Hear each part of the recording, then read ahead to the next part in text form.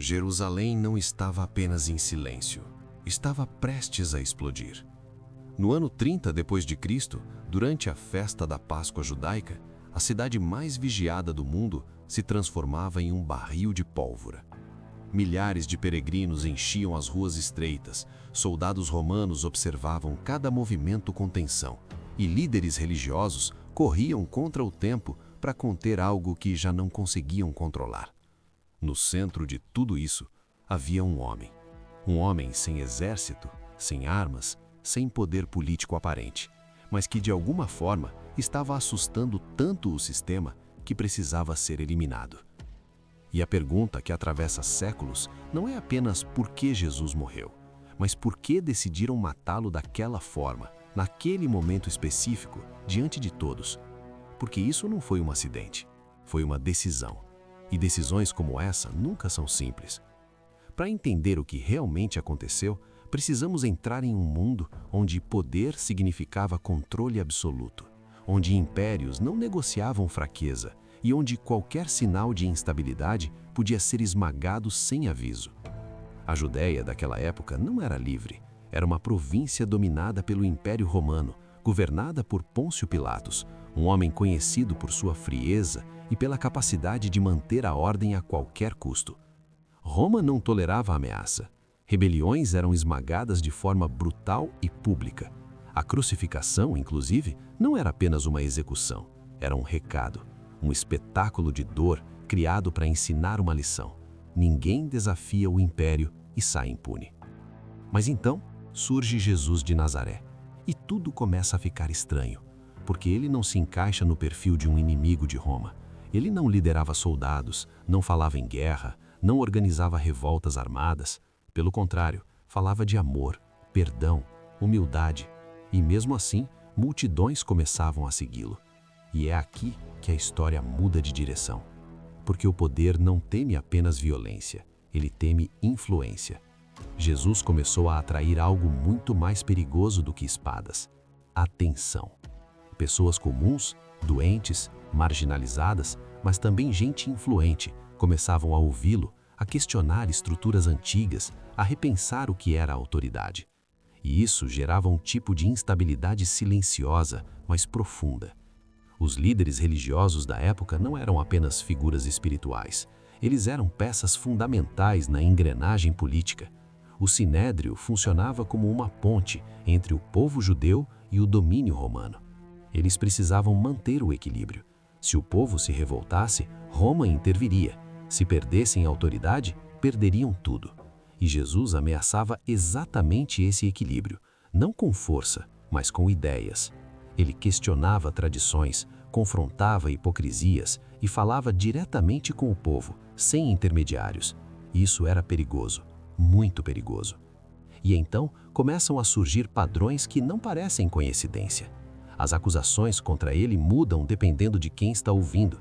Diante dos líderes religiosos, ele é acusado de blasfêmia. Diante de Pilatos, ele se torna uma ameaça política, alguém que se declara rei. Isso não é erro, é estratégia. Porque Roma não executa alguém por questões religiosas, mas executa rapidamente quem ameaça o poder do império. E então entra Judas. E aqui a história fica ainda mais desconfortável. Porque se Jesus já era conhecido, por que a necessidade de uma traição? Por que a prisão durante a noite? Por que tanta pressa em evitar o olhar público? Isso sugere controle, planejamento. Eles não queriam apenas prender Jesus, queriam controlar como isso aconteceria. Porque a opinião pública importava. Um erro poderia gerar revolta, um excesso poderia transformar Jesus em símbolo. Tudo precisava ser calculado. E então chegamos ao ponto mais tenso de todos: Pôncio Pilatos, um governador romano conhecido por sua dureza. De repente, hesita. Ele questiona. Ele tenta evitar a decisão. Ele percebe que há algo estranho naquela situação, mas ao mesmo tempo sente a pressão aumentando. De um lado, líderes religiosos exigindo ação. Do outro, o risco de instabilidade. E no meio disso tudo, um homem que não se defende como os outros. Pilatos não estava apenas julgando Jesus, ele estava calculando consequências. Soltá-lo poderia gerar caos, executá-lo poderia transformá-lo em algo maior. Mas o sistema não permite indecisão, e então a escolha é feita. A crucificação não foi apenas uma sentença, foi uma mensagem, pública, violenta, irreversível. Acima da cruz, uma placa, Rei dos Judeus, não como reconhecimento, mas como provocação, um aviso. Roma estava deixando claro o que acontece com qualquer um que desafie sua autoridade. Mas algo inesperado acontece. Aquilo que deveria encerrar tudo começa a amplificar. A morte de Jesus não silencia sua influência. Pelo contrário, ela espalha. Seus seguidores não desaparecem, eles crescem, eles falam mais alto. E agora não falam apenas de seus ensinamentos, falam sobre sua morte e sobre algo ainda mais impactante. A ideia de que ele venceu a própria morte. E aqui, a história ultrapassa a política e entra em algo mais profundo. Porque a crucificação cumpriu múltiplos interesses ao mesmo tempo. Para os líderes religiosos, eliminou um problema imediato. Para Roma, reforçou o controle. Mas para os seguidores de Jesus, criou um símbolo impossível de apagar. Porque quando alguém morre por aquilo que defende, sua mensagem ganha peso. E quando essa morte acontece diante de todos, ela se torna impossível de ignorar. E talvez esse seja o ponto mais perturbador de todos. A crucificação não foi apenas um erro histórico, foi o resultado de medo, estratégia, pressão e decisões humanas tomadas em um momento crítico. Foi o sistema se protegendo, mas ao fazer isso, pode ter criado exatamente o que queria destruir. Porque ideias não são crucificadas, elas se espalham. E às vezes, quanto mais você tenta silenciar algo, mais aquilo ecoa.